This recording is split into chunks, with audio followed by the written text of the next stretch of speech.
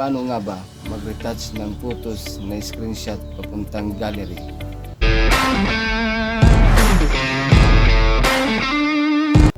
Para pag ito yung ipinost, hindi ka makapiright. Guys, kung bago pa lang sa YouTube channel ko, please subscribe.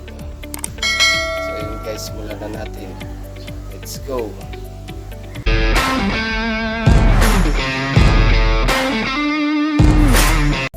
So ayun mga idol, andito na tayo sa ating screen recorder. First step natin mga idol is pumunta ka sa CapCut at click mo yung retouch. Pagkatapos ito yung screenshot ko mga idol.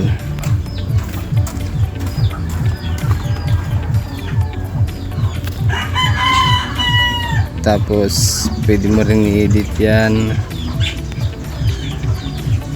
Pwede mong i-edit pa.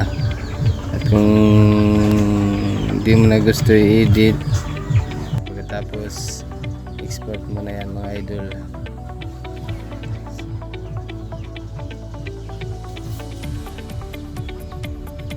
Yun mga idol, yun lang, napakadali lang.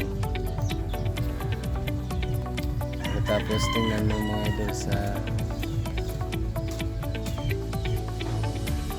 gallery mga idol, nasa camera na siya, dyan na siya.